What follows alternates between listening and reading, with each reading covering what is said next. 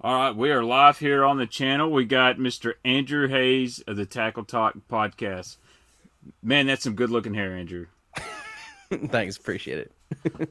So, if you guys don't know who Andrew is, he runs a very, very successful podcast. It's available on iTunes and Spotify, and I'm sure other places.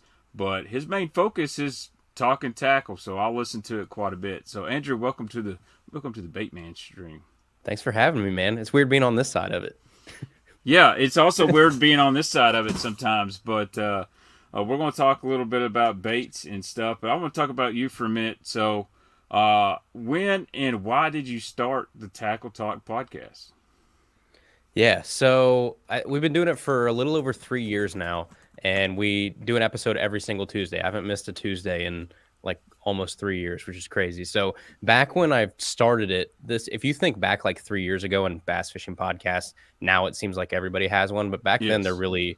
there wasn't anything. Like when I would spend a bunch of time in the truck for work, there was BTL and there was Ike Live would do like some sporadic stuff, and that was really about it. That was all that was out there, and I loved listening to sports shows. I listened to like Pardon My Take and a whole bunch of, football and basketball stuff and baseball stuff throughout the season. I was like, I'm looking for a bass fishing show. That BTL was great, but BTL is Yeah. very tournament heavy, which it wasn't really what I was looking for. I was looking for more of like maybe some short format, like tips, tricks, gear reviews, that kind of stuff. And, Ike is a little bit more of like shooting the shit with your buddies Yeah. versus being a little bit more standardized. And so I kind of sat back. I was like, I can probably put out something worth listening to. And so I started doing it on my own, and it's just like YouTube or anything else. You stick with it for long enough and it'll do well. It's just a matter of if you're willing to tough it out to the point where people actually pay attention and start listening, and you're able to build a following. So it was really cool. About probably a little over a year after doing it, it kind of took on a life of its own, and now it's a little mind-blowing and crazy to think Yeah, about, man. but it's Like, cool. I remember listening to it, a year and a half, 2 years ago. I was like, man, this is pretty refreshing because I love BTL. It is like it's been around for so long. Like Yeah. before, it was like a streamed on YouTube and all that. You had to literally go on there, website Bass Zone, download it, um, or in Bass. I think it's Bass Zone. Yeah, it was Uh, basszone.com. Yeah. yeah, and but it is very tournament oriented and tournament heavy. Yeah. And for the casual guy that just wants to learn about Cincos or ribbon tail worms or learn about a crankbait, that's where you come in. And you've had some great guests. And I am really jealous, and I've told you many times, you have had the OG, you have had Bill Dance on. Mr. Bill's been on. That was cool. That was like I don't know. I've probably got video of the whole thing somewhere, but I'm just like cheesing ear to ear because Bill Dance Outdoors was weekend mornings, like waking up and watching, the little tune comes on. You're like, all right, you sit in front of the TV and you watch Bill Dance Outdoors. And that was like a big deal. And I honestly think, I've said this before too, but I think that if it wasn't for him and everything that he did on the fishing media side, we probably don't have half the stuff that we have today when it comes to Oh, yeah. making it more mainstream to where it opened up to actual traditional media versus just the people that were like diehard tournament guys. Yeah, I agree 100%. Like I've said before, like Bill's my hero. He's the OG. When people always talk about the GOAT, I mean, you've got, when it comes to tournament fishing, still my opinion, I think it's KVD. I mean, Jacob Wheeler's making a really good, you know, grab at that. Yeah. He's got to win some classics. I mean, Yeah. you can win an MLF as much as you want, but you got to win a classic to me. Yep. But when you consider what all Bill has done from the tackle standpoint, he's one of the most recognizable guys, first guys to really exploit using his name on a bait. Yep.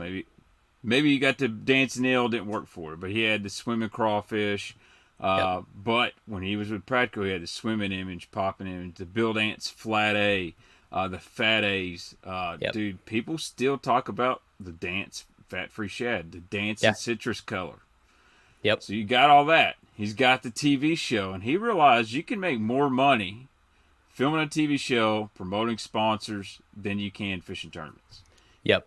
So And that was cool. Really He did change talked about everything. some of those stories that when I was talking to him about just, how do you make the switch? And, when he was working with, Nick Cream and all those guys, and then he kind of came in and when they did the Strike King stuff, and then he was like, hey, I kind of want to try and do this on my own. And luckily everybody they worked with at that point was cool with it. They were like, Bill, go try it, right? We have no hard feelings. Go out there, go try it on your own. If for some reason it doesn't work, you've got a spot right back here where you started. And I think that was what let him sort of take that leap of faith and do it. And it was cool. But yeah, he was one of the coolest ones I think we did. We've done some like a little bit of everything. Like we had, like Rick Clunn and people on to talk Ricos and poppers and stuff like that. But then we do really cool stuff with like biologists or, we had like Zach Loafman, who's like the crawdad guy in North America, come on and break down it from the forage side of crawfish and their behavior and what we really need to do. So we try and I like the idea of turning it on Tuesday and you don't know what it's going to be. It could be Bill Dance or it could be a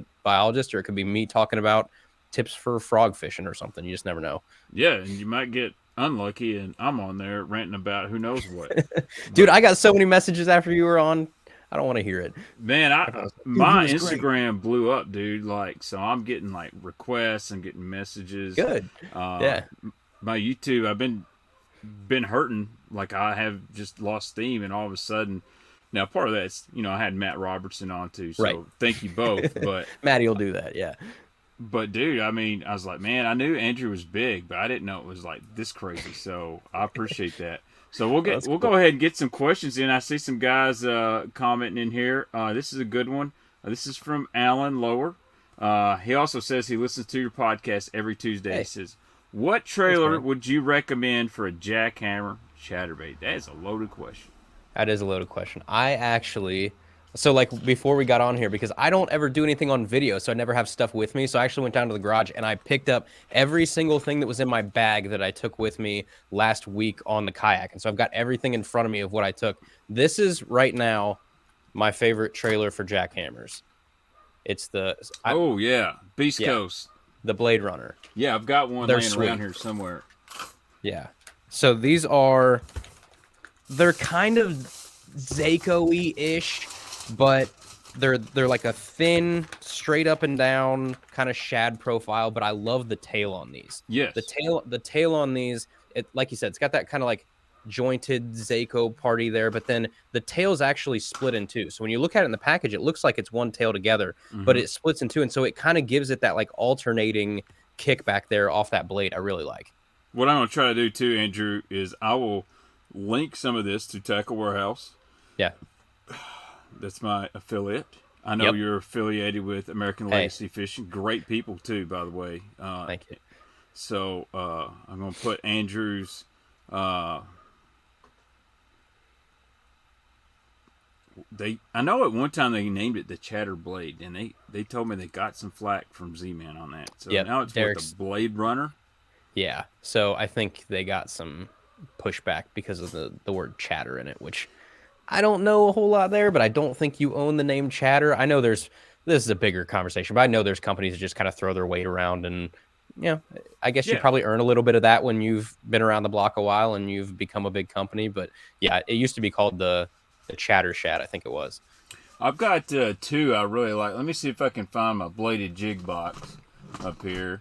One, if you like a smaller profile, if Alan, if you're around smaller baitfish, threadfin shad, especially this time of year, I've gotten to really like, this is the 6th Sense Juggle Minnow, and that's a JDM color. But this color is kind of a white with a little pink in it. Yeah. And so is that Baitman. It just looks really good, really natural. So you're not going to get tons of flapping action or anything like you would on the Beast Coast Blade Minnow, or some guys like putting a structure bug on the back. It's going to be very streamlined, really more of a finesse presentation. But man, this thing really catches them. I like it. Matter of fact, I'm not ashamed to admit this. I took a guy fishing about a month ago. He's like, "Oh, I love a chatterbait, love a chatterbait." I was like, "Well, I'll tell you what. I'm going to throw a spinnerbait and you throw a chatterbait." And he's like, "Man, I ain't got no trailers." I said, "Well, here's a good test for you. Put that on there, dude. Smoke me." So it is what it is. As I've gotten older too, I've started to learn to let the chatterbait or the jackhammer or whatever do more work than the trailer. Like I used to be the guy that would always throw a big old like swing shad or, you know, a big old Kayak or something on the back and have a giant paddle tail on the back of that. And slowly I've kind of gravitated more toward more of a little finessey trailer and kind of let the actual blade and the actual chatterbait itself do most of the movement, which is interesting. I used to be the Yes. opposite. So let me see if I can. The other one I really like is a hog farmer spunk shad, and Yeah. you know even the tactical bassin guys are like, man, this is like the ultimate, you know, chatterbait trailer because it will add some bulk to your chatterbait, but it doesn't have a paddle tail. It's got that, you know, pin tail to it, and it just kind of does this in the water. Yeah. I really like that. I've caught a lot of fish on that. I kind of like that more in the spring because I'm going to use some green pumpkins, some reds, stuff like that. But there's a lot of good trailers out there. When I tell guys, don't just keep yourself on to one thing. Like, Right. there's times where I may even pinch off a worm, put it on the back, or a curly tail. Blade Runner from or Blade Minnow from Strike King's good. Even a Menace Grub. Now you got the new Bongo from 6 Cents. It looks really good on the back. Yeah, you just throw a fluke on it sometimes. Like I'll throw a little zoom fluke on the back. Yeah. I think a chatterbait is probably actually one of the most versatile lures in your box, and I think that's what's made it so good. Yep. You know, you can fish it in inches of water. You can fish it in 20 foot of water. They make 1 ounce sizes. You can fish it, and it's deadly around grass. The average guy. Go ahead. I got a question for you too. Do you think things like the chatterbait, and I have this same opinion with like a whopper plopper, do you think they're so popular because they're so plug and play, like just cast and reel, like, and which is great because anybody can do it. Anybody can go out. You can take a 12-year-old and have him cast a chatterbait with a Zebco and reel it in, and that's what a chatterbait's supposed to do. But those lures that are just strictly cast and reel, I think, have so much mass appeal that they're like hard to escape becoming super popular. Yeah, I totally agree. And when it comes to like beginner baits, listen, there's not a whole lot of learning curve on throwing out a chatterbait and reeling it in. Sure, if you want to get to that elite level where you pick it up over, knowing to pick it up over other stuff, but if you're just going to, I think I accidentally sent the link to the instant stream. That's okay. Yeah, that's all right. Things happen. I'm trying to send a YouTube link, and for some reason it wasn't showing up. I better go edit my Facebook. Well, I'm saying that it's really simple to, like, for beginners or kids, even women. And I don't mean like women that fish all the time. I mean, like, if I'm going to take my wife out there fishing, right, she's going to be busy or she's going to read a book. Yeah, like novices. Yeah, but that's what makes those baits good. Whopper ploppers the same way. I mean, I've seen many posts of guys like, "What's wrong? I'm throwing a buzz bait. This thing is sinking in the water," or, you know, "How do I get this up in the water column?" Whopper plopper kind of eliminates that. Yeah. Let me edit this. I don't need people accidentally getting in the stream. That's people just coming in and crashing it. Like, hey. Yeah. I got it. Oh, I love Facebook, social media. Let's see. I'm trying to think of some more plug and play baits. That's a really good one. I'll actually go and say that small finesse swim bait has been really good for like Junior because he can reel fast. He can slow it down. Catches fish, and I think that's the most important thing on these plug and play baits is they catch fish. Like even at one time, Strike King's like #1 selling bait. This was a few years ago. It could have changed. Everyone was like, "Oh, it's a red eye shad. It's a KVD 1.5. It's an Ocho. It's a Rage Crawl," which are really good guesses. And the winner was actually the #1 seller was the Bitsy Bitsy bug. Yeah, no, the Bitsy Spinnerbait. No. So many pond anglers. Yeah. Again, anyone can spinnerbait is another good example of a bait I would say is just more of a cast and reel for a lot of folks. That was one of the first bass baits that, like, when I was younger, I can remember actually going out and targeting bass with was like the $1 Walmart spinnerbaits that hung on the little almost the little tree type thing where you'd go there. They'd have like 7 colors and they were all terrible and awful hooks, but they were $1, and that's what we used to throw all the time for like bass and sawguy. Dude, I can't even figure out my own Facebook page. It won't let me delete this. It's out there Freaking forever. What'd you post? I post come join the stream and accidentally hit the StreamYard button instead of You the got like 12 people in the lobby. yeah. That's what's happened. Let's see if it'll pop up on YouTube. You know, that's the one thing about me. I'm never prepared. Hey, that's what makes it fun. I can't even find it. I can't even find the stream on my own YouTube thing. So, all right, that's always nice. Videos, shorts, live. All right, I'll post the link later. I'll figure it out somehow. What are some other really common questions you seem to get? Well, I'll tell you what. Here's a good question from Chris Fillet. Chris wants to know on your Chatterbait, fluoro or braid, glass or graphite rod. I am always fluoro, and the last couple years I've been throwing them on a glass rod, and I've really liked it. I'm throwing the Dobbins, the Champ XP 736 CB glass, and I love it. It's one of those things that when I first started using it, it took a little getting used to. We don't have a lot of vegetation around here either, so Right. I think that helps a lot. Like, we're not fishing heavy weeds. We're fishing mostly these kind of just tannic inland reservoir type things, like old gravel pits and that kind of stuff is where a lot of our lakes come from. So yeah, we're not really dealing with a whole bunch of vegetation where you need a super stout rod, but that 736 is awesome. And I'm throwing it always on fluoro. I don't like the feel of a chatterbait on braid. I rip too hard. I rip it out of that fish's mouth. I don't like the way it plays. I love that glass rod with fluoro.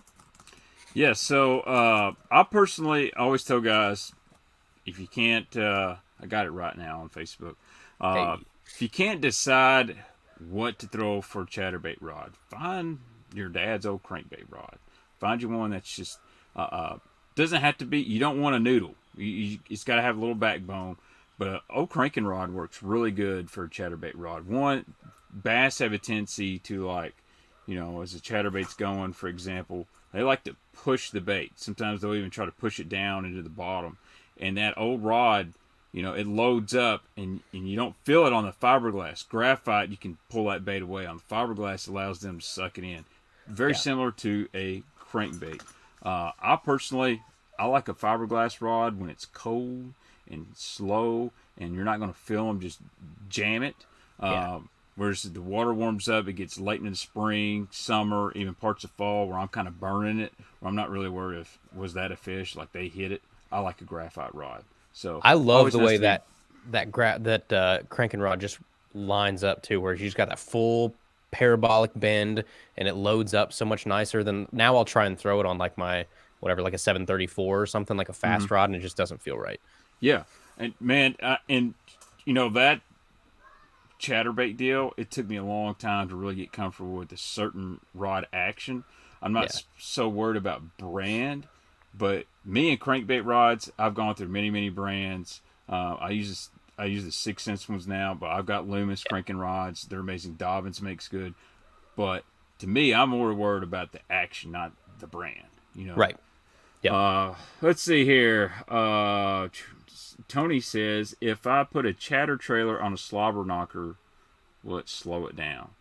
You know, anytime you put a trailer on a moving bait, whether it's a spinnerbait or chatterbait, Tony, you are going to see some speed changes. A thinner profile, you know, it's not going to rise as much. You start putting stuff like a big double tail grub, a rage menace, anything that's got a lot of big appendages, it will actually change the sink rate of your bladed jig. And usually I like those bigger appendages stuff when I'm fishing shallower water. Yep. It'll stay up closer to the top. Let's see here. All right, Critical Gravy has a question. Hello all. Question: Andrew, are you old enough to remember Max Headroom? When you freeze up, you're here. Yeah. I don't know if I even remember Max. What is Max Headroom? Am I aging myself? I'm gonna look him up. Max Headroom, fictional character. Max Headroom from what in the heck is this? It looks like a Andy Warhol painting or something. I'm gonna have to look it up too. I hope 20 minutes into the future? Is this like a movie? I hope this isn't. What is this? TV history. Is this just a person? Why am I having trouble finding out where this person? I just can find pictures of him. Yeah, it looks like he's from a music video or something like that. I Yeah, don't. this is interesting. Yeah, I don't I can know. s- I can see where you see the hair though. I'll take it. All right, here's a good man. Robert Johnson makes good spinnerbaits, anglers assets. You ought to have him on Tackle Talk podcast. He's a good dude. He says he likes a glass tip graphite butt rod for chatters and spinners. Yes, like if you Yes. can get the ultimate combination, Yeah. if you can get some graphite backbone, glass tip, that's perfect. Let's see here. Andrew, what are your thoughts on the Z-Man micro baits? Are they going to play for you?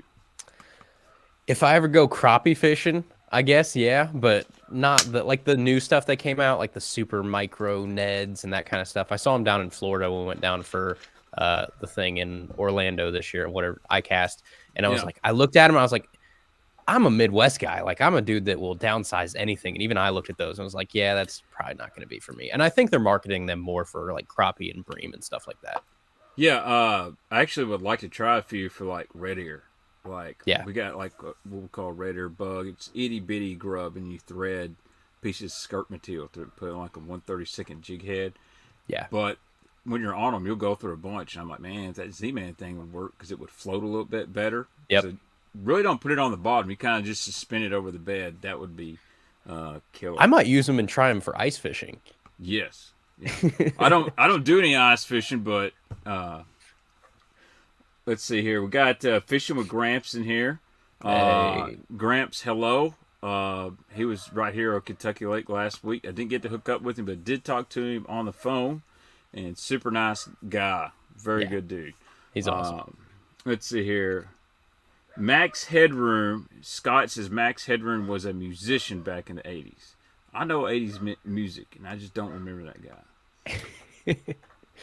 What's up, Brian Crawford, one of my good buddies? So let's talk about, you live in Ohio, and we've had this conversation off here. It's a lot different than where many guys fish. You're not in the South. You're not in the Midwest. Well, I guess you're in the Midwest. You're kind of on Technically, that border. I'm in the bad part of the Midwest. What kind of lakes areas do you mostly fish? Are you a creek guy? Or are you a small reservoir guy? Or just you got to go wherever? Yeah, I'm a river rat through and through. Like I grew up fishing creeks. That was like my big thing. I grew up in Washington Courthouse, Ohio, which is like middle of farmland, nowhere. If you think of where Dayton, Columbus, and Cincinnati are, and they kind of make this like triangle, dead in the middle. So you're just in the Bermuda Triangle of nothing. So we used to fish like farm creeks where you'd get in and you'd walk through these like knee deep farm creeks, and there'd be smallmouth in them and spots that no one ever fished because no one thought twice of getting in the water and going in there. And then I moved to Dayton, and obviously Dayton's got a great couple river systems here. We do have some lakes around here that I grew up fishing. Like we'll do like Tuesday nighters in Deer Creek, Ohio, or down at Rocky Fork or something like that. But they are by no means like destination spots for bass fishing. Like there are sometimes on a Tuesday nighter you can win with like 5 pounds, like that kind of stuff. It's not good. Well, I mean, 5 pounds will win them on Kentucky Lake now. I mean, unfortunately. Yeah, it's rough. But I mean, I'll do lake fishing every once in a while, but most of my stuff is like moving water, either creeks or rivers. All right, let's see here. Here's a good question from Caleb Morgan. Caleb, a member of the channel. Thank you so much, member. Been with me for a long time. Caleb wants to know, how much of a difference do blade colors and trailer types impact on chatterbaits for shad and herring lakes? That's a loaded question. Yeah, so I don't know about herring lakes. I can tell you, like, I don't think the blade makes that much difference, except for like I'll play on it when it comes to like if it's cloudy or if it's sunny, or watercolor will play into like if I think that'll make a difference. But still, most of the time, like 80% of the time, I'm throwing a silver blade, and then probably the other 20%. A lot of times, I like gold for certain situations, but for the most part, I'm boring and just throwing silver. If it's dirty water or if it's an overcast day, maybe I'm having some fish bump a chatterbait or something like that, I will find one with the gold blade. I know Strike King now has got gold bladed thunder crickets and stuff like that. But I don't like debate about it before I go out there. Like it's like it's kind of like fishing a crankbait, and you're throwing a chartreuse and blue one, and they're hitting it. They're not really getting on it. And you're like, okay, well, let me swap over here to, you know, chartreuse and black, or maybe a sexy shad, and all of a sudden they start eating it. So sometimes those small changes, but I don't go crazy over it. But I don't think the painted blains matter really at all. I think it's just a matter of, in my mind, if I think silver or gold is going to be the move for the flash. Right. Now, for herring lakes, you know, like a Lanier, places like that, Lake Murray, I think that smaller, skinnier profile with not a really big trailer, even trim the skirt up, that's where I think like the Mini Max would work really good. They're sweet. Yeah, the Mini Max, that spot remover color, something that's almost translucent, you know, the blade's real dull, and you're just reeling it, and you're getting a reaction strike. That's where I wouldn't want something big and flashy or bulky. I want something skinny down. So yeah. All right, that was a loaded question, but a good one. Let's see here. Got a lot of KBF questions. Oh, I'll ask this one here in a minute because I know you know.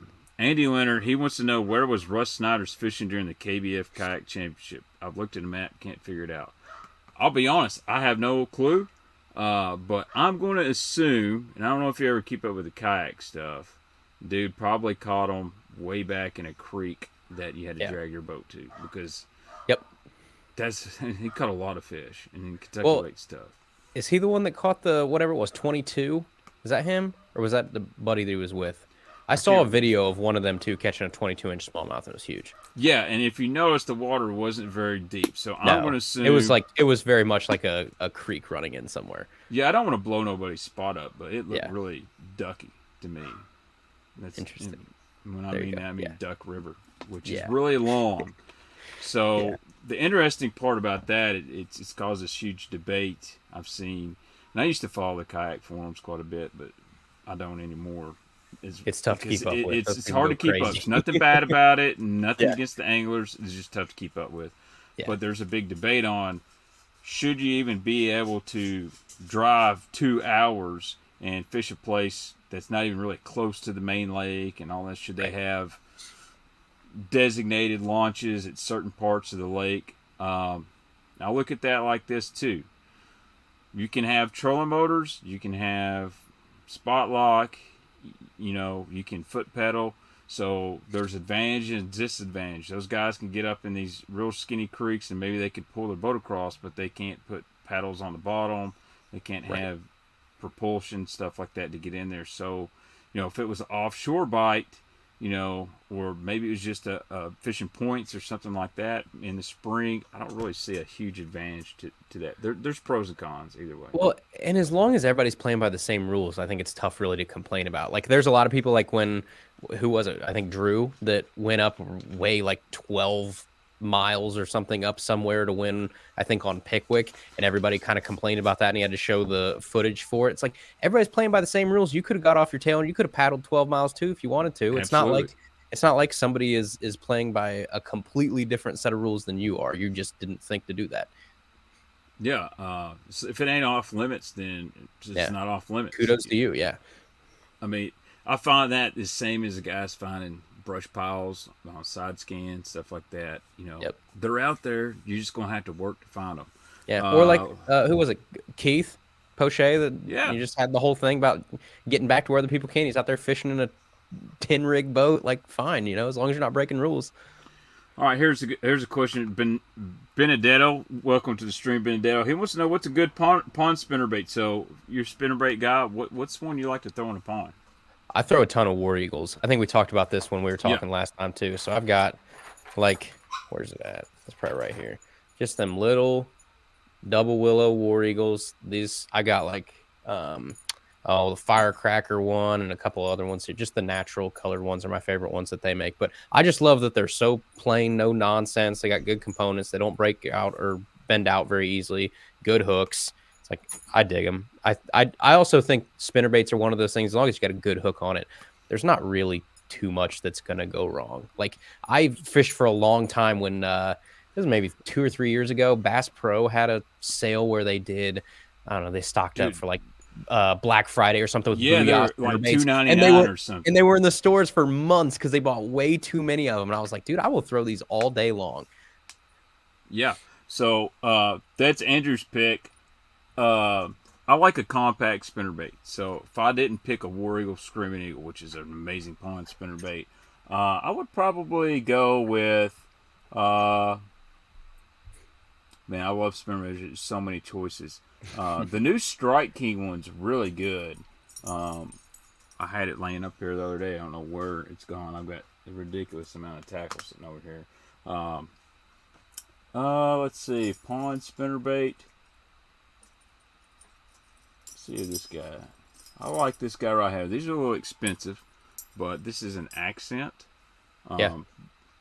And they used to be made in Indiana. This isn't the Jacob Wheeler version.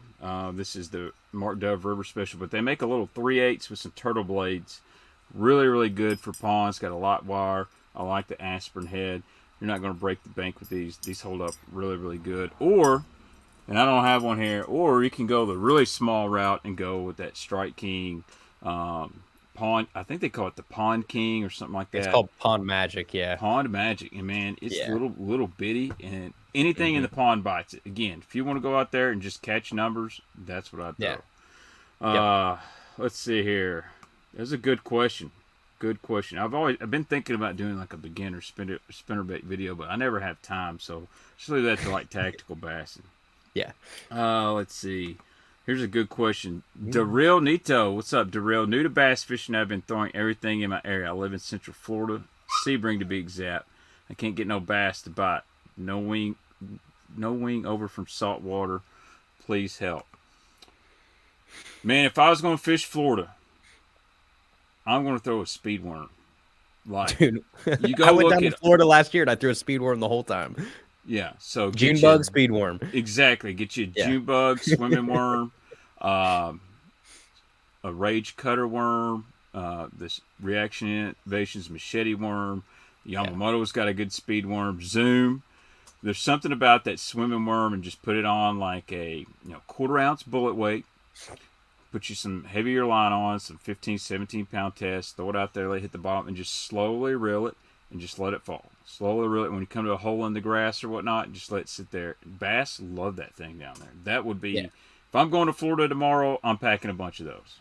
Well, and when I went down there, I'm not accustomed to fishing like heavy vegetation, and so that was one thing at least I felt confident doing. It's like I can fish it off the bottom, I can swim it through reeds or hydrilla or whatever the heck I was fishing down there. We went down the Everglades and we're fishing speed worms and stuff. Anything will hit them.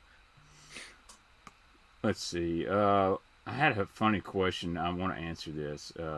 Alan Howard says, Baitman Mountain Dew is coming out with an alcohol Mountain Dew line. Thoughts? Well, guys, if you drink, I'm sure that's cool, but I don't drink, so I won't be participating. I'm still waiting on my Diet Mountain Dew sponsorship, but I guarantee you the Reds around here in East Tennessee will be drinking quite a bit of it. Let's see. That was a good question, Darrell. I appreciate that. Let's see. All right. Here's another question. Same guy says, I have top water, and I have the Chapo, I have a frolic, I have a soft plastics, I have buzzbait, jig, jerk, spinnerbaits, and still no bites. What can I do? I know there's fish because I see them. Dude, wacky rig. Like, when it gets tough and you know there's fish there, I've learned this from filming Menendez and just being around guys. That wacky rig, whether it's a Cinco or a trick worm or whatever you guys, a stick worm, it gets bit. Yeah. Like, find you something that's green pumpkin and wacky rig it and fish really slow. That would be my advice. Yeah, or just a little like super light wire, either straight shank or EWG hook, and just barely Texas rig it, like a little trick worm, and just throw it anywhere that you think there should be fish. All right, here's a good one from my buddy John. He says, being a Midwest guy, we just had some real cold fronts. What type of baits are you going to use since fish are going to be sluggish? So actually, I'll let you go first, Andrew. Yeah, so the cold front just came through, and this is the time of year where cold fronts aren't necessarily a bad thing. And so this is we went to a couple different bodies of water last week after a cold front, and those fish were just munching. Did I lose you? I think I might have lost the stream here. There we go. Cool, I'm back. But yeah, we went out and it was a cold front. This is the time of year where obviously it can fire them up, which is really cool. So I wouldn't be too scared of it. I would still go out and try and throw your moving baits and try and find those fish. If you do have to slow down, then you can slow down. Sometimes it'll put them in a funk. But this time of year, I'm not too scared of cold fronts because you'll have those magic days after a cold front. Yeah, so it got really tough on me and Mark last week. We were filming Kentucky Lake, and we started out reaction bite. And John, a small 1.5 square bill, like a KVD 1.5, the 6 cents 50X. Amazing bait. I really like the 50X. It's a little bit more durable. I tend to fish obvious structure, where it's rip wrap, lay downs, points. And like cold front, if the water's coming down, always points fish out. Like it's the most simplest, but it's always overlooked because people are wanting the magic spot. Anywhere you're seeing bait, chances are that small crankbait is going to get bit. Now, it can't. You get the sun out, it gets really tough. That's when I like to go with the small finesse jig. Whatever brand you like. Scale it down 5/16, even go down to a quarter if you have to. Fish really slow, methodical, and you're going to get some bites. And just because, here's a good tip that I've really learned and seen it working the last couple of years and put it into my arsenal. Just because it gets cold does not mean bass want to get out in the sun. A lot of times they're going to use shade lines, especially when a lake is drawn down. There's not a lot of cover left in the water. They'll use shade lines from like boat docks, anything, even just the trees overhanging. They'll use that shade just as an ambush point, especially in the fall when they're trying to gorge themselves on shad. They can use that shade to hide. It's not that they're trying to stay cold; they're just using that as cover. So well, and last week after a cold front, we found fish in the middle of the day on rock, and that was like a big thing for us because that rock will absorb what little heat you're getting from the sun, and it'll, even if it's like half a degree difference down at the spot where the rock is versus other spots, like those fish will gravitate a little bit more toward anything that'll hold heat. Yeah, that's why I like riprap. It's so obvious. It gets fished a lot, but bass for a reason use riprap. Yep. Yeah. Let's see. Go down here. Comments are rolling tonight. So Clay says, do either of y'all know the difference in the Strike King contra line versus the tour grade line? I'm going to tell you no, because I've never really used it. I've always heard Sunline makes it, so I don't know if one's like Assassin and one's the other high-end Sniper, or Sunline makes a really cheap version too, but I don't really know the difference. Me either. All right, let's see. Joseph, welcome to the stream. Joseph, he wants to know, what rod do you use for a spinnerbait? I actually use the exact same rod I use for chatterbaits. So I'm still using that like glass rod that's like a 7'3". It's a medium heavy cranking rod, but that's what I'm using for spinnerbaits too. And again, I like it. I don't really have to set the hook too hard on this kind of stuff. I fish from a kayak a lot too, so I like the give of that. If I was in a boat, maybe I would throw something a little different sometimes, or if I was from shore, but I love the fact that it's just got such an easy load up. Like you said, I have a problem sometimes of knee-jerk reactions where I will jerk too fast, or I'll set the rod, I'll feel it and I just can't help myself. You'll go 2 hours without a bite, and then all of a sudden it's just reaction where that rod kind of slows me down a little bit. Yeah, I'm kind of the same. Like, I'll pretty much throw a spinnerbait on what I'll throw a bladed jig on. However, I throw a lot, especially in the fall, some burning spinnerbait, so I want some extra distance. So I like a 7'3" or 7'4", medium heavy, something with a soft tip, but I can I can get it another 10, 15 yards out, and it's got some backbone, because when those smallmouth hit that burning spinnerbait, they absolutely crush it. Like, there's no need for a glass rod. You better have some backbone. But on the other hand, if I'm fishing in the spring, if I'm slow rolling down a bank, around stumps, or I like to visually fish with spinnerbait. It's one of the funnest bites, like when the water's up and you're throwing that spinnerbait and you're just seeing those blades and all of a sudden one rolls on it. I like a shorter, smaller rod, like 6'10" to 7 foot, medium heavy, with some give and tip in it, because what happens is you see them eat it and you want to set the hook immediately. Well, that rod having some give keeps you from jerking it away from it a lot of times. So, I'm not too brand specific on that. I mean, I've got a 6 Sense. I think it's a Team 671 medium heavy. I've liked it quite a bit. I used to use a Denali. Made a really good spinning rod back in the day. Dobbins makes some awesome spinnerbait rods too. I think they make like a 684 or something like that. It's a really, really good one. So when you were using like a smaller rod, are you making like short, precise casts at cover, or are you still bombing it? Yeah, so smaller rod, really honestly, it's actually good from the bank because you can, if you're bank fishing, you can get up under trees, you can maneuver around the bank and not get caught and stuff behind you. But in a boat, I like to make roll casts, just almost one hand on there. Sometimes I'll pitch it backwards. That short rod really helps me be accurate because a lot of times I might make 6, 7 casts at the same stump and hit from 6 or 7 angles. So that short rod helps me do that, and I parallel a lot of structures. So short rod being accurate. But if it's the fall, or even there's times in the spring where I might back way off a point, I like that longer rod just to get a little bit more distance. Now I'm pretty much gratified on that. I'll go through phases where now I'm in my long rod phase where I love long rods. Like almost every rod I own is 7.2, 7.3 or more, and I love it. But then, I'll go through phases too. There was a time where I probably had half my rods were under 7 foot. I'm a shorter dude too, so I'm like 5'8", 5'9". Yeah, so when I'm trying to like I wish I was 5'9". Well, with a good pair of shoes, I'm 5'9". But I always joke at work when I'm on the forklift. I'm like, man, so this is what it feels like to be 6 foot. Wouldn't it be nice? All right. Clay got another question. Does Andrew throw any discontinued baits that he's big on or hard to get?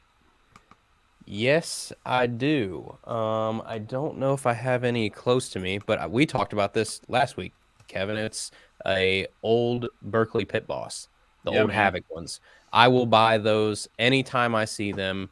No matter how many they got in the store, wherever they're at. I know I told you last time there are Ollies around here right now because they all got discontinued. But the old Havoc black and red bag Berkeley Pit Bosses, the Skeet Reese ones, 4-inch were my favorite. I'll buy 3-inch if I see them, but usually the 4-inch were my go-to. Yeah, so that Pit Boss is really versatile. And I'll be honest, I've got some power bait ones. I like the Havoc version just a little bit better. Oh, yeah. For some reason, I feel like they hold up a little bit more. Yeah, they move a little different too. Yeah.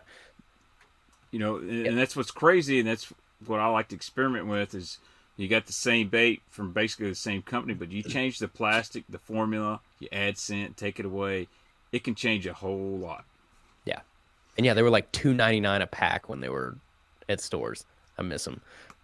Robert says, a lot of beginners mess up with line size and wrong terminal tackle, like using a big snap swivel instead of tying directly to the bait. I will tell you, Robert, that's a great point. Yeah. And we're probably going to be on opposite sides of this, so go ahead. You go first.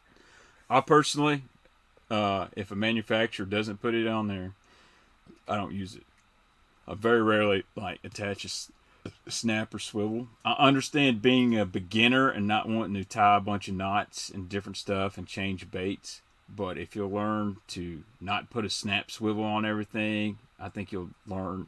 I mean, obviously, crankbaits, I don't think it matters too much, but I've seen guys putting snap swivels on spinnerbaits, on I'm watching a guy have a finesse swim bait and he's got a swivel bigger than a swim bait. Like, you don't need that.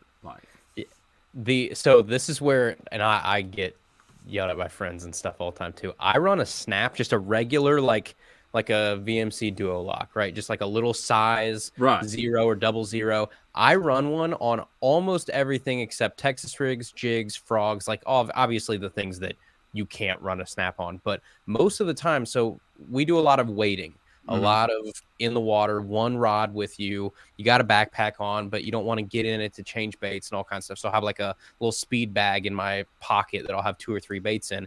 And we use snaps out of necessity. And there aren't very many baits that I think a snap really throws me off. Like, I throw a snap for my Neds. You said spinnerbaits, which is hilarious. So I bring with me bread ties, like old stuff that, the little things that come on bread, and I'll put it around like this part, and so that I can snap it and it won't go down the. And so So I that's use that's I a use pro snaps a tip. lot. That's a Yeah, pro tip. That might be that's a redneck tip. somebody's gonna watch this and make a TikTok about it, and Yeah. we'll know where it come from. Or you can use the when you buy like jig collars to put your skirt on a jig, you can slide that over that too, and then it'll basically just make it so that that part is the only part that can be clipped to, and it can't move. Now that's a pretty good bait hack.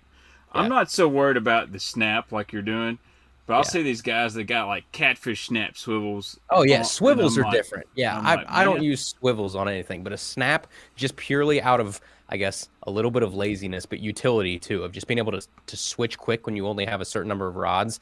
It's a lifesaver to me, at least. yeah.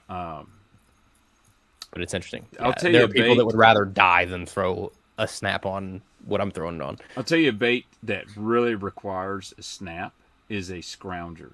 For some reason, if you don't put a snap on a scrounger, it's going to run terribly. But it really allows that bait to do what it needs to do. It's a total different action than a chatterbait. It's more of a huge roll, and if you don't have a snap on that, it just it won't work right. You ready for this? There's another bait that I don't like throwing without a snap. I'm ready for anything. Bring it on. This one, this might not be so controversial, but this is a bait that I don't like throwing without a snap at all. A jerkbait? A rogue specifically, like a Smithwick. I don't know what it is. There's just something about throwing a Smithwick where it's got a snap on it, where you have, and I leave the little whatever you call it. I'm brain farting right now. The Split ring? yeah, split ring. Jeez. I leave that on there too, and I snap directly to it. And there's just I something know a lot about of guys that. that use a snap on a jerkbait. Yeah. So that doesn't like blow my mind. And I think it's something about a jerkbait. If you throw it on braid, you got to be careful. I know some guys will throw a jerkbait on braid. You will tangle in the hooks. And so I like real light fluorocarbon, even though it will tend to make the bait sink a little bit, or mono. But that snap allows, especially a rogue. A rogue's got a lot of roll to it, like compared to like a Lucky Craft or Vision 110, really darts. Whereas that rogue, it kind of has this rolling dart to it, and I think that snap helps it out, get the correct action in it. So I don't think you're crazy. Thanks. Here's Validation. Here's a question. Is Sunline Assassin that great? That's all I hear about from every YouTuber and pro fisherman. I'm beginning to think it's just a plug. Have you I used use Sunline I use Assassin? Sniper. I don't use Sniper's Assassin. great. Yeah, So- I use Sniper on everything. I know a except lot of for- guys that love Sniper. Yeah, I should say there's a couple setups. So like my Chatterbait setup I'm talking about that I'll throw Chatterbaits and Spinnerbaits on, I throw in VizX. I think VizX stretches a little bit more, and I like that feeling of it for that or for cranking. But for anything like where I'm just flipping, or for my Texas rig rod or my all-around setup, I'm throwing Sniper on all of it. Yeah, so I'm not sponsored by Sunline. Just to clear that up. Yeah. I love Assassin. I think it's amazing for moving baits, whether it's a chatterbait, a crankbait, swim baits. I love the 17 and 20 for throwing my big swim baits on. It is not the most sensitive bottom contact. I still will use it, but if I had to, my choice and not being cheap, I would use Sniper for anything that's bottom contact. And I'll be honest with you, I like a BrazeX from Seaguar. I've been using it a little bit lately. It's good line. So that's my opinion. I'm not sponsored by any line company. I mean, I got a line I use, a buddy of mine, Kelly Albert, makes called K9 line. And his K9 is really good. It's a copolymer. It's a great cranking line. He's out of Nashville, and his 100% fluorocarbon is really sensitive, and it's at a good price. So honestly, I use what's available to me. I think too many people get into the Sunline versus Seaguar debate. And honestly, unless you get in the high end stuff like the Tatsu and whatever, or the super low end, like there aren't very many lines that I hate that I won't throw. Seaguar Red Label is one of them. I won't throw Red Label. Yeah, they got that new stuff that's called Basics. Yeah, I haven't used it yet. Is it? I half of me thinks it was probably just Red Label rebranded, but everybody's saying they like it. I've had some bad luck out of Red Label where like I can't even tie a knot. Like I'll tie a Knot strength is awful. San Diego Jam, and like I wet it and I tighten it up, pop. and I'll tie Yep. another one and pop, and I just, I quit. And then I know some guys that they're like, dude, that's the best line out there. I've never had Yeah. issue. And I'm like, all right. Like, well, we got two different kinds of line here. All right. Andrew, will you tell this crowd about your micro spinnerbait? Or is that the War Eagle?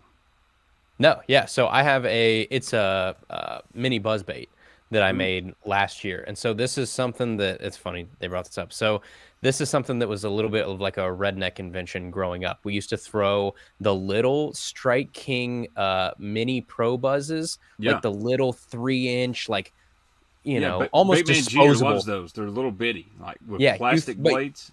Yeah, but you catch like 2 fish on it and it's toast because the wire is so thin and the hook sucks and everything. But yeah, I used to take those and back in the creeks and stuff, I would rip off the skirt and I'd put a 3-inch Mr. Twister on the back of it, and that would be it. So it'd be this tiny little, and it wouldn't really be great if I'd use like full size buzz baits. There was something about that small little like 3-inch profile that was awesome. And so I used to do that. The only problem is obviously with the mini pro buzzes is they're not going to hold up.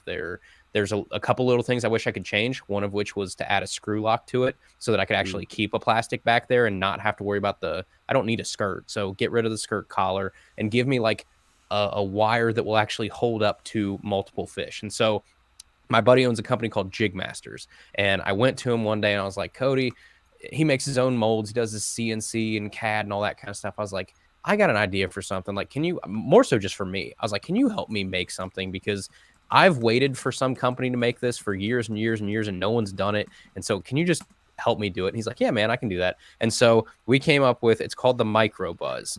And this is one of them right here. So I like that. It is 3 inches long. I have a manual focus camera, so it won't focus in very well. But this is like, the head itself is almost like this swim bait sled head, where it'll help it rise a little bit more. It's super light. It comes in like just at around 3/16 ounce total for the entire thing. But the cool part is it's got this real finessey blade on it. But when you take this off, it's got a screw lock. Dude, that's awesome.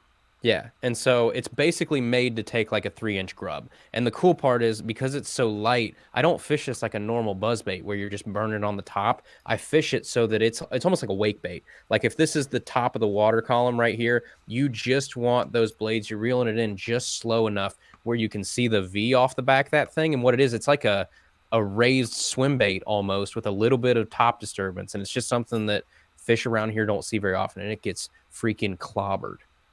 Dude, I like that thing. Yeah, I like the whole design to that. I've been okay, so like here's a dollar bill. Like, it's tiny. You know what's cool about those tiny buzz baits? I throw a little 1/8 ounce one quite a bit, especially in the fall. It finds fish. Like, oh yeah, you're gonna get a lot bigger bite usually on a big 3/8, even a 1/2 ounce buzz bait, but a little tiny one, it finds fish for you. And we did like 50 thou wire on it, so it's like musky wire. So it's like it's almost indestructible. It's awesome. But yeah, that was something that I went to him with a project, and he knocked it out of the park. So can you buy those anywhere? Yeah, if you go to, it's jigmasters.com, and then you click on like the baits, there's a little thing that says like Tackle Talks picks, and it's one of the ones in there. I'll put a link there in the chat. Cool. I'll put a link in the description too. Better set a note on my phone. Man, I apologize to everybody in chat. We're just rolling, and I'm missing a lot of questions. So I'm trying to pick some of the best ones for maybe some guys who haven't got a question in tonight. Punch Fishing says he's jealous of Andrew's hair. It's dreamy. Okay. Thanks, Brian. I'm sure if it was a JDM haircut, he might even have some better adjectives for that. Ooh. Let's see. Alan says he only uses just a snap on my balsa cranks. I know a lot of guys that use the snaps on the balsa cranks. Matter of fact, a lot of them I buy come with one. Let's see. Ooh. All right, Chris Flay wants to know feathered treble on top waters, walking bait or a popper. This is something I don't overthink. If it comes with one, I leave it on. If it's one that doesn't come with one or I lose it off the thing, I'm not going to go through the process of like changing out my treble just because my feathered treble is looking kind of lame. Now, I will say there are certain ones that, like on the the Ricos where you have like the all black popper with the all black treble. There's just, I'm sure it's a confidence thing, but I don't know if I think that they're coming up and they're just kind of like swiping at it a little bit or they're being finicky. Sometimes I like a feathered treble because I feel like it'll give them a little bit extra, you know, like, all right, go up there and take a swipe at it, even though the thing stopped moving. But I honestly don't know if it makes a difference for me at all. Yeah, I mean, this is a off the wall comparison, but that feather treble is kind of like a hot chick, or so your bait's a hot chick. You know she's hot, but if she puts on the yoga pants, you stare at it just a little bit longer. That's kind of how I feel about a feather treble. I'm going to like looking at it, but if you put the yoga pants on it, I'm going to really like looking at it. That's a good comparison. I like that. I think I might save that one for TikTok. Yeah, that's TikTok worthy. Oh, let's see here. Clay again asks, what's your favorite? This is a good question. What's your favorite bait from a really small company? I know you get the box from them smaller companies. Is there a bait you really use a lot? Depends on what you call smaller. So, like, there is a smaller Ohio company that I think some people are going to be familiar with, but it's a bait that I throw every single day I'm out on the water, and it's Big Joshy swim baits. Dude, you posted that, and dude, I like that. I'm going to have to order some Big Joshies. These are them. That's the 275, but it's cool. It's like that bottom reverse boot tail. They got some nice two-tone colors. They're just simple. They don't do what you don't need to do. They have a 325. I know, again, I wish this camera would zoom so you can see, but this thing has been absolutely munched, and it is still completely fine. This one right here has probably caught 20, 30 fish, and it's okay. But just, it's a very kind of tight, almost like a rolly action on them, and they're sweet. It's definitely like when you go out on the rivers or creeks or lakes and stuff around here, most dudes have Big Joshies with them. That's like an Ohio thing. Dude, I like the looks of those. Like, they probably hadn't seen much like that. It kind of reminds me of an HD version of like the old Sassy Shad, but it's not quite so plain Jane. It's like someone's took an old Camaro and put new front clip on it and all that stuff and juiced it up. That's kind of what that reminds me of. Dude, the old Sassy Shad, that's like the OG swim bait. Everyone forgets about it. It is very Sassy Shaddy, except for like it's like if the Sassy Shad sucked its stomach in. Like, it's kind of what it looks like, because the Sassy Shad's got a little bit of that beer belly going on at the bottom. That's a good one. If I had to guess, you know what's crazy you say that swim bait is there's so many really good small-time swim bait makers, and one I always have on the show here, and I'll grab one right here, is my friends. These are made in Kentucky, believe it or not. Is Ignite swim baits. I think they make a great one. This is a small 3.5 inch, great for Alabama rig, great for a ball head. Oh, yeah. That color's FRS, just a real shad, natural code. They're very durable.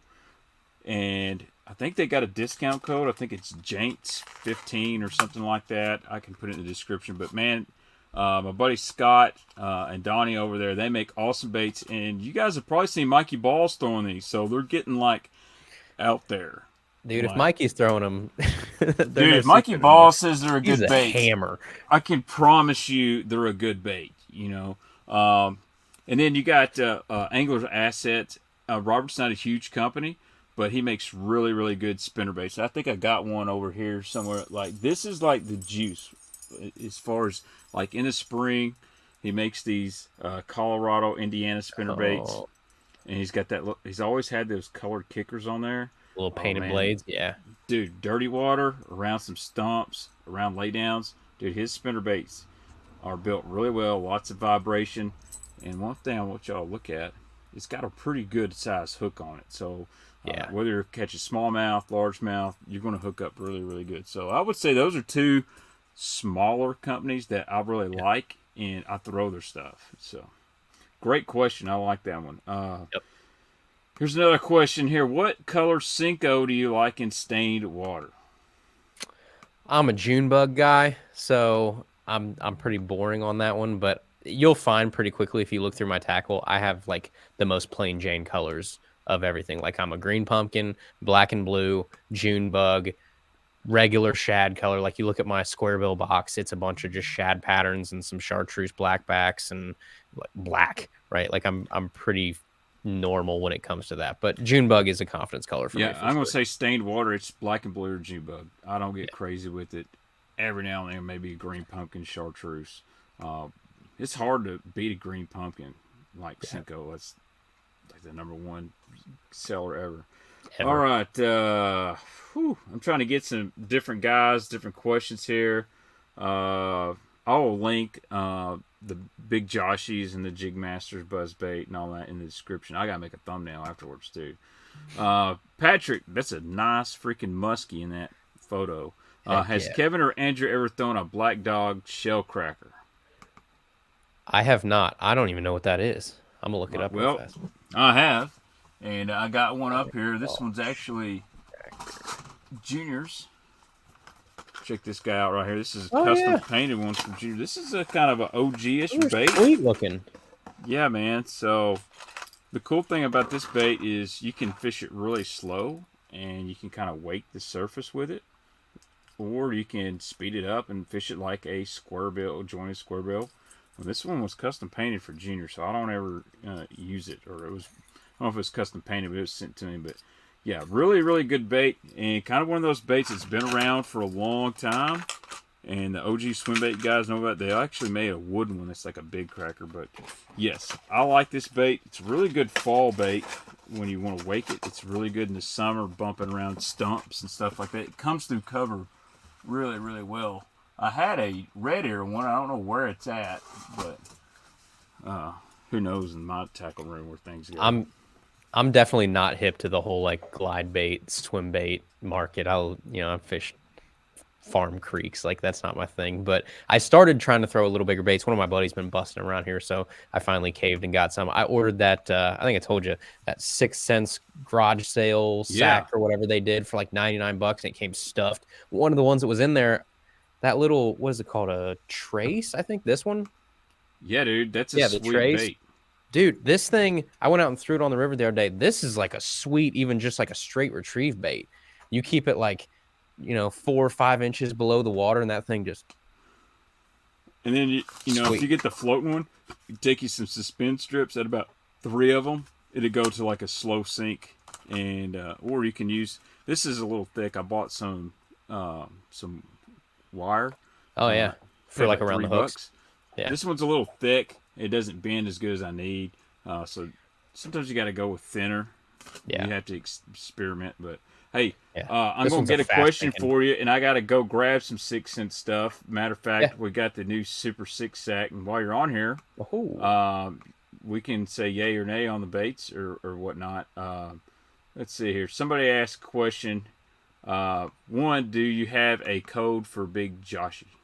I do not. That's another thing. I don't have a lot of like, you'll hear me talk about baits and brands and stuff like that. I have tried to decide from day one, because this show's tackle talk, and so I don't want to be biased on anything. And so I work with American Legacy, which sells everything, but I don't really do a whole lot of like promo codes or work with people, because then I feel like I have to, either like them or be a little biased or choose them over other things. So no, I pay full price for them just like everybody else does. Same thing with Jig Masters and everything like that. I pay same price you see on the website.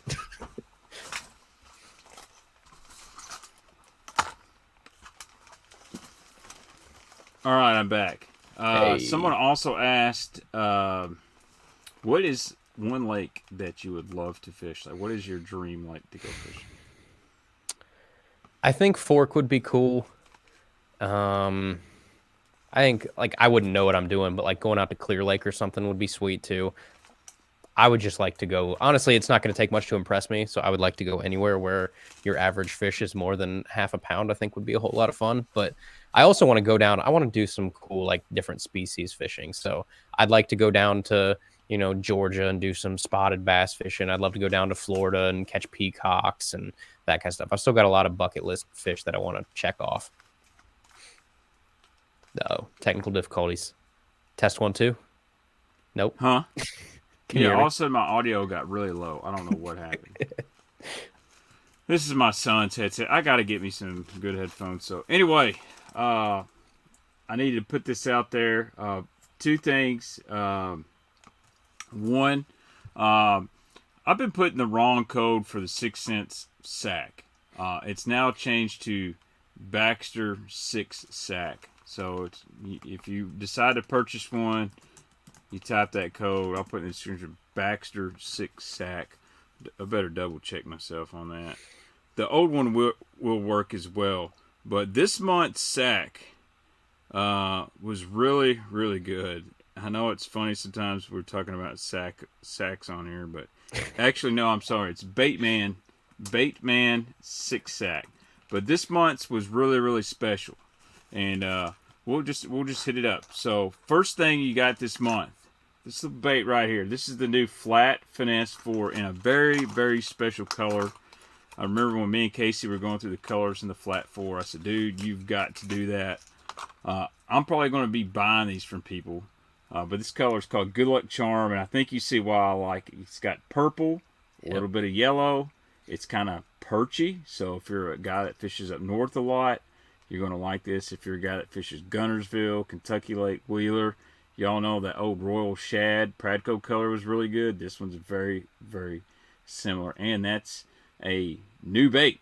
Like that, this color is exclusive to the sack. That's the only way you can get it. So I like that. I don't know about you, but I like that. What else we got in here? You got a 100 Crush 100 square bill. There's never a bad time for a bluegill square bill. You've got, this is a really unique bait. So this is the Swank 66. So Andrew, this has got a L bill on it. So you guys know the old Rapalas had an L bill, and they were kind of designed. So when you're throwing this bait, it doesn't have a bunch of roll like a traditional square bill. It kind of goes side to side. And that L bill, when you hit grass and you rip it, it just bulldozes the grass around. So that's, but this is a smaller version. So it's kind of like this bait's been around a long time. It's really, really loud. Rattle, yep. Good spring color. What happened? But I cannot hear Jack. Hold on. All right. Maybe I can hear you better now. So you'll have the Swank 66 in there in the sack, and this is available. You buy it on the site right now, you'll get everything in here. We've got a Chrome Thud 70 Quake, so that's like a one-knocker version. Yeah. And let's see here. Golly, there's more stuff than I thought. Guys like pond fishing, pressured rivers. You got the Crush 250 MD, very small shad profile crankbait. What's that dive to? I think it goes 4 to 6. I'm about to say it looks decent. It says 4 to 7, 4 to 6, really close. Yeah, I've actually caught quite a bit of fish on these right here. Kind of like a Bandit 200. Yeah. Some 5/0 worm hooks and some flush soft jerk baits. I mean, that's a pretty good box for, you know, October. And the one cool thing about 6 Cents is, you know, you're not getting sample packs or stuff like that. It's all pretty much proven baits. Yeah, that's that stuff that used to drive me crazy about them other boxes where you get stuff and there's like 3 soft plastics in a pack. You're like, come on. Yeah, they send you a pack of 2 hooks. Yeah, it's like, all right. You know, I'm not dogging on MTV or Lucky Tackle Box or anything, but I've done those subscription box, and it always seemed like for every good bait I got 15. Like, I'll never throw this. Yeah. And you know, why would I just not go buy that one good bait? I got too many hard baits in my box or this and that. Well, they're a hard bait company and venturing out in the soft plastics. But man, I'm excited about that flat side. Like, I don't know too many people that complain about too many hard baits. Usually it's the opposite way. Like, oh, I got too many most fishermen worms. And what I've noticed, like, no, dude, I want hard baits. They hoard soft plastics. I got to figure out why I can't hear Jack because I keep talking over you. These are my son's headphones. All right. Now that we got that out of the way, again, if you want to buy that 6 sack, you sign up for the subscriptions on 6 Cents website. Use my code Baitman6sack. All right. Let's get some more questions in here. All right. Andrew, when do you start fishing cold water baits such as an A-rig or a jerkbait? So I usually start fishing them like about the time that maybe a month after I have to put on the waders. Like once it gets too cold to wet weight, and then you've got like another month. So I'll start fishing cold weather baits probably around now, maybe give it another week or two really before that kind of stuff hits. But I mean, I usually kind of let the weather and how miserable I am out on the water dictate that. I'm not one of those big guys that goes by like, here's my magic water temp for doing this or that, because I've seen just too many years where what I thought was the right water temperature to start throwing a suspending jerk bait and letting it sit there for a minute at a time really wasn't the right thing. And so a lot of times you just kind of have to let the weather tell you and let the fish tell you. You'll realize once those fish start slowing down and start being more lethargic, that's where I'll start breaking out the tactics that I would rather not have to use. I figured out the audio. This got this little twist thing. Like it's too You had the simple. volume down. Yeah, it's too super. Too Dad easy doesn't know for how me. to use the Guess I'm like a headphones. boomer now or something. All But right. yeah, what about you? When do you use cold? Like that's always a tough question for me because every year's been different. Where I think I've got it figured out, and it's like, nope. It's not like it's the second week of November, or it's not like it's a certain water temp. It's like Right. sometimes these fish are weird. If they have an actual long run of warm weather and then it gets cold real fast, it's not quite time because in 2 days it'll spike right back up and they don't go into those super Mm-hmm. lethargic ways about them. But then if you do get a 3 or 4 day kind of like super low pressure system come in and it sits over top you for a couple days and then they do slow down, you do have Mm-hmm. to break out like the jerk bait and let it sit there for a minute at a time. So I don't know. It's always different. Yeah, I don't think there's like a specific time. I really gotta let the fish tell me. When I was fishing a lot more this time of year, and I actually love winter fishing. There's less people out there. I think they get pretty predictable. Like it's easier to pattern them in November, December, and January. But good rule of thumb for me is once that water temp hits kind of below 55, it's a jerk bait, a rig, and kind of a slow down deal. Now, did have a year that was really crazy. We had lots of warm fronts coming through. The water never really got below 55 and caught them burning a rattle trap in December, like almost as fast as you could reel it. And the fish stayed shallow. So, never. One good tip for me is don't always abandon shallow water just because it's winter. I know there's so many videos and stuff about you got to fish deep, you got to fish slow, lethargic fish. Dude, if there's been a warm front for a couple of days, there's going to be a lot of fish go shallow. Yeah, and deep is relative. Like deep could mean deeper. Exactly. Like for us, if our river pool is usually at 3 foot, you can find those fish in 4.5 foot. It's like it doesn't have to be 25 foot deep to find those fish. Someone asked a good question here. I think this was from Fat Boy Fishing. Let me pull it up. I've hit another button. Fat Guy Bassin. All right. What 3 baits would Andrew always have when he leaves the house year round? You got 3 that you got to take with you anytime. Year round, I'm bringing a Ned rig, a swim bait, and I got a couple to choose from here. I'd probably still go a popper, even though it's year round. I know I'm not going to be able to use it for half the year, but it doesn't matter. I've got to bring it with me. But those are going to be my 3. Yeah, I don't know if I could argue that. I love a Finesse. top water. Like you said, if it's going to be any time of the year, I got to have a top water. Yeah. I've learned that bass will eat top water. There's always been. When I was growing up, is if it's 65 or 60 below, don't mess with it. Dude, I've caught some really good fish on a walking bait in 43, 44 degree water. I think it's a little easier to do toward the end of season versus at the beginning of a season. Like when they're like they've been in cold water for a month or two, and so they're really lethargic. It's a lot harder. But you still got these fish in November, sometimes even in December, that have been running, chasing shad. They've still got some energy. So Me and my buddy went out on Christmas Eve like 3 years ago, and we got on a spook bite on Christmas Eve. There was snow on the bank, and it was awesome. And it was super cool. I was like, all right, it just goes to show you. Now, it was like these fish were grouped up really shallow where I don't think they had a choice and they couldn't really ignore it, and it was going right by their face. But still, it's like there's no magic number that says top water shuts off.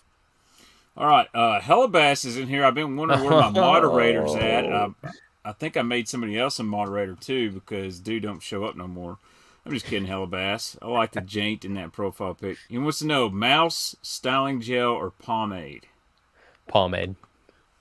That's what my wife likes. She doesn't do the gel Yeah. or mousse. She It likes smells good. Yeah, Yeah. I like it. I don't have any hair anymore, but Yeah. Back in the day, I was kind of a pomade guy. There might Yeah. be some. There might be some photos of me floating around Facebook from 8, 9, 10 years ago where I actually had hair. Not the hair I had before I cut it, where it's all receded, but actually What'd you thick do? Did hair. you spike it up or you swoop it over or what'd you Yeah, have man. going on? So I had this thing where like it was thick, and I would kind of do like the half messy, laid out of bed kind of deal. Oh, I know what you're talking. I saw a picture of you with like KVD or something not too long ago. You had like puka shell necklace on. Like, Yeah, man. yeah, that. That, that's my teenage dirtbag photo. Heck yeah. There might be one floating around. I got two necklaces and like four little bitty spotted bass. Oh, I'm you're so two proud chains of. in it. Oh no. Two chains. That's right. All right. Let's see. Here's a good question from Fish FYSH. What is your Nice. favorite brand of rods? Overall, it's Dobbins. Like it still is. Again, I don't get paid by Gary. I don't have any affiliation with anybody. I just think bang for your buck wise, they're one of the best deals that I found out there. I fell in love with when I was starting out and kind of taking that, turn into like not higher end gear, but Just upgrading a shopping at little bit. Walmart. Yeah, stopping the lightning rods and the Black Maxes and stuff. You're like, all right. My first entry into that was like Dobbins Fury series. Mm-hmm. And I think that's a really good like $120 series where you can get a tournament ready rod if you need for a price that pretty much anybody can afford. Now I'm on like Champs. I've fell down the NRX route a little bit. I have an NRX Plus, like a 872 spinning rod that I've been throwing around that I love. It is like the best spinning rod I've ever used, hands down, the best river rod I've ever had. I've messed around with a lot of Shimano stuff. So I have a Zodius that I like, stuff like that. But all around, if I have to pick one, it's Dobbins. I'll be honest with you. I think Shimano rods are very underrated. Like I know Tactical Bassin talks about them all the time, but Yeah. like when you're in a store and you're working retail, it always seems like people always like you have all your limits, your Dobbins, and they would just go around the Shimano. Like, Yep. I don't know why, but if you ever got them in people's hands and they started using them, they're really good. I'm with you. I have no affiliation with Dobbins, but Gary makes a good rod at about any price point you want to.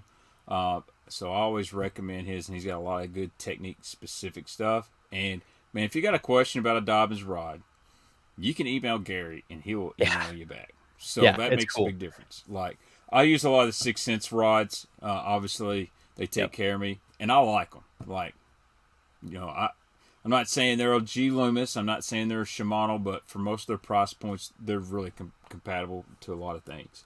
But that was a good question. Let's see here. I thought I saw another one. God, these comments are flying tonight.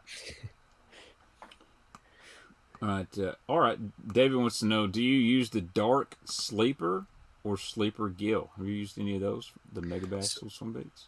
I've thrown dark sleepers a little bit. I don't hate them, but they're not something that I would choose over what I'm already throwing. I did try and give the sleeper gill a shot when it first came out and everybody was losing their mind over them and paying 3 times as much as they were at the store on eBay for them. So I got one of them. I went out and threw it. It is like on a straight retrieve, it's fine. It's a good swim bait. It's nice the way that it's weighted where I couldn't get it to roll over on itself, which I really like. That's the problem with some of those like pre-rig swim baits is they just, you burn them and they just go all whopper jaw. Yeah. But this one, it's weighted really well. It seems nice, but they've tried to market this thing as like you jig it off the bottom and you can flip it and that kind of stuff. It looked like dog turd when I was flipping it around.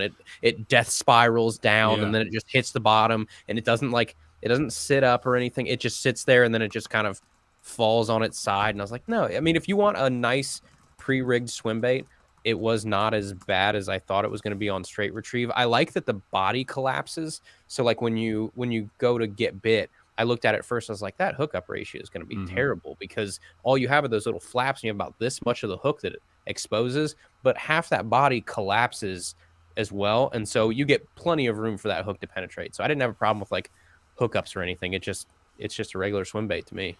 Yeah, I think they kind of try to market it as like a replacement for a swim jig. It was going to be super weedless and all that. To me, it's just not another, weedless. Yeah, to me, it's just another pre-rigged swim bait. But I think it has its time and its place. If you're a guy that really likes a bluegill profile, and there's a lot of guys out there like the old Matt Lutters bluegills, cult following. I think it's a good bait. I don't throw the dark sleeper as much, but I probably should. I've heard the smallmouth really, really like it. But that's a bait that you've got the E2 for Berkeley out there, Agent E. I'm sorry, you got Savage Gear. Bass Pro's knocking it off, big surprise. But I think there's a time and place because there's a lot of guys here that actually will put like a Kayak or a Divine swim bait or anything like that small swim bait, and they put it on a. God, I hope there's somebody in chat. I hope they don't kill me for repeating this, but they put it on a swing head, and they crawl it on the bottom, a light swing head on a spinning rod, and crawl that sucker on the bottom or a bait caster. Yeah. And they catch some big smallmouth doing that. Yeah. I may have just lost a friend over that. Let's see. So White Whale says he wants to have. We're gonna have to wrap it up. We've been on here for an hour and a half. Where's White Whale's comment? Rich knows. White Whale says, "Can we get a super live stream on Christmas?" Andrew, Baitman, Tim Horse, Monty, and Hellabass. I'm game for it as long as I don't have to work. I think it'd be awesome to have some guys on here, and we can maybe do New Year's recap the whole year, what sucked, what didn't suck. Yeah. I'm down. I've always said I wanted to do a 24-hour stream, and I was going to do it last year, and I was so tired. There's no way. What are you going to do for 24 hours? You can do I don't know. I would have super off the wall stuff. I don't know how to keep myself entertained for 24 hours. I'd have to have let's see, I can go about an hour with each person. I'd have to have 24 people on. Yeah, I guess you could do that. You could line people up and just have them keep one after one after one. Kind of like, who was it? The BTL show when Mark retired, they had just person after person after person coming on. Southeast on here. Anybody that wants to join in for 24 hours, we could do it. Yeah. Hellabass wants duck races. I don't know about that. That was one of the worst. A great idea executed poorly. All right, here we go. Here's a $4.99 super chat from my man Hunter Nixon Fishing. Thank you so much, Hunter, for the $4.99. Make you holla. Favorite brand of soft plastics? Overall, I'd probably say Zoom. Yeah. Of everything, it's the standard. It's inexpensive, it's accessible. They got everything I need.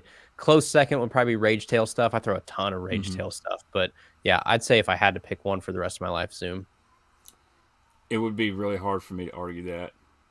I've got favorites. My favorite worm is not Bane by Zoom. Right. But overall, it's one brand. Overall, Tough. Dude, it's hard to beat Zoom. I'll honestly say Missile Baits is pretty close second.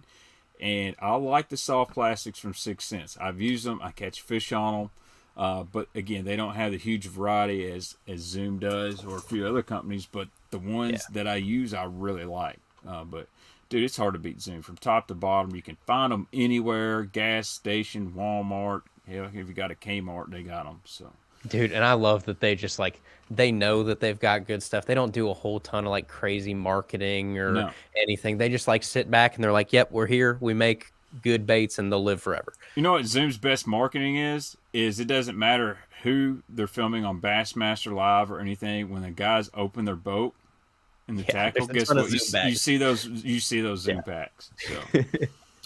All right. Here's a good question. We hadn't gotten into this one yet. South Jersey Fisherman Baitman, has Andrew got much into the JDM cranks or soft plastics? And if so, what's your favorite JDM bait? No, thank God. I have not got into them. My wallet thanks me so far. But about not too long ago, I get introduced to Amazon Japan, and I thought that was going to be the death of me. I don't know if everybody in here is hip to Amazon Japan, but holy smokes. It was sweet. But no, I would say the most JDM thing I throw even remotely on a normal basis would be a Depths Buzzjet Junior or something like that. I'll throw a little bit of Depth stuff, but not really. Most of the stuff I throw is pretty much American. I got into it pretty hard, and I've backed off lately because it was hurting my wallet. If I get on hookup tackle, it's really bad. And to be honest, I'm trying to worry about mastering a bait. or a technique before I just go gung ho and start buying a bunch of free rigging stuff or a bunch Yeah. of weird JDM stuff that I'll look at and go, you know, a 10-inch worm would be fine. Like, I don't need Yeah. that. A sweet beaver Right. will work. Yeah.